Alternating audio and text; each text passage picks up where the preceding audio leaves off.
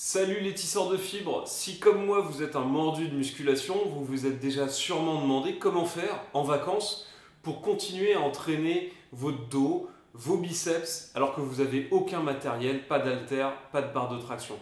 Mais je vais vous montrer que c'est possible à condition de faire preuve d'imagination et de travailler sur son ressenti musculaire. Aujourd'hui, je vous propose donc une séance de musculation du dos et des biceps sans aucun matériel. Pour vous échauffer, je vous recommande un exercice qui s'appelle le Good Morning, qui va travailler le dos en gainage sur toute sa longueur, le long de la colonne vertébrale. Essayez d'avoir le dos extrêmement droit, comme si vous faisiez un soulevé de terre. Gardez les abdominaux serrés. Au fil des répétitions, essayez de descendre de plus en plus bas pour étirer d'une part le dos, d'autre part les ischio-jambiers et les fessiers. Vous faites 3 séries de 15-20 répétitions et vous récupérez 30 à 45 secondes entre les séries. Pour continuer l'échauffement au niveau des lombaires, je vous propose un deuxième exercice qui s'appelle l'arc.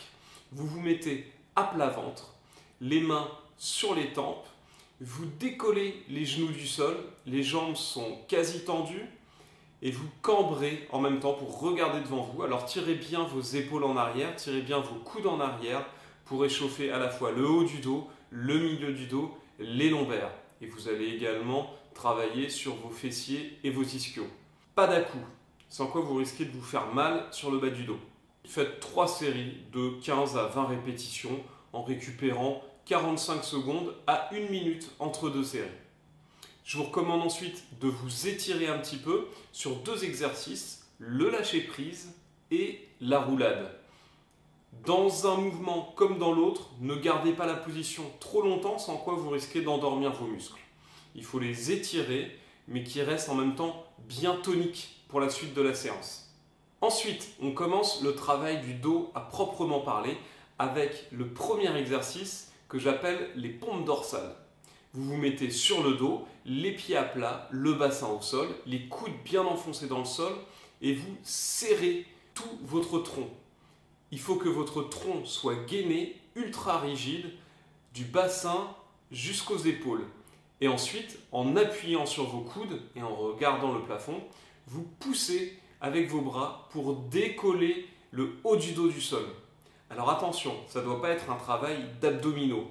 C'est bien vos bras qui poussent dans le sol à la force des dorsaux pour vous décoller et donc travailler le grand dorsal sur sa largeur. Pendant que vous faites le mouvement, concentrez-vous au maximum sur votre ressenti musculaire. Vous devez chercher la contraction sur le haut du dos, sur toute sa largeur. En écartant les coudes, vous allez travailler plus en largeur. En les resserrant le long des aisselles, vous travaillerez plus sur la profondeur du dos.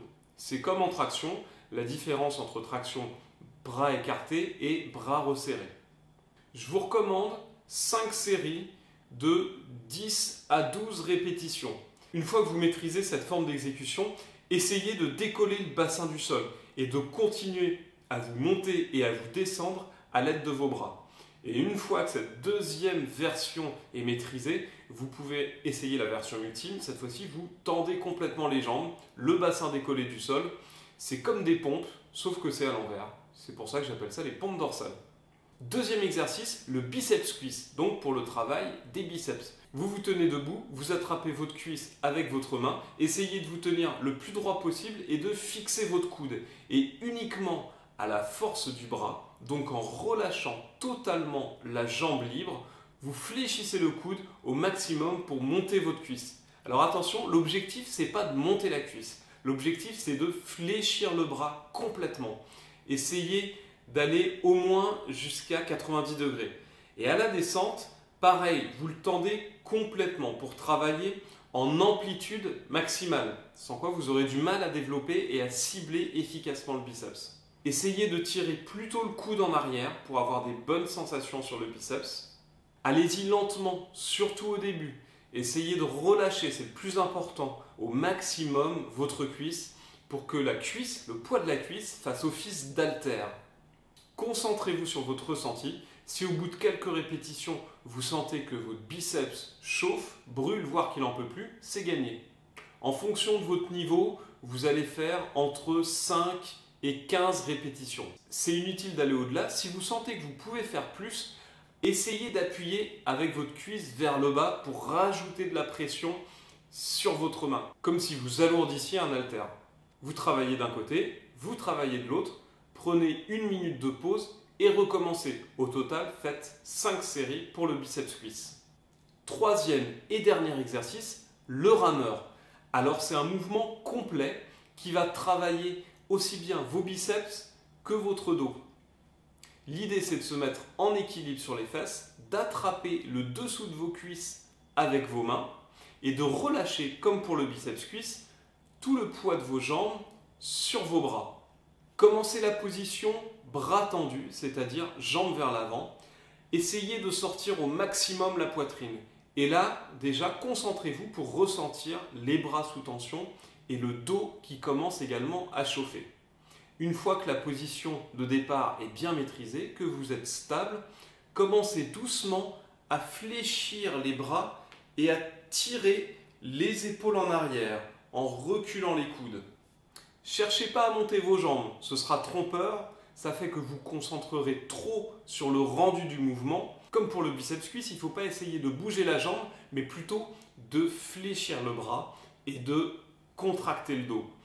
Donc faites ce travail de flexion des coudes et du dos en soufflant, en sentant bien la contraction qui s'opère au niveau des bras et du dos. Maintenez un tout petit peu la position contractée, puis retournez à la position bras tendus en contrôlant bien le mouvement.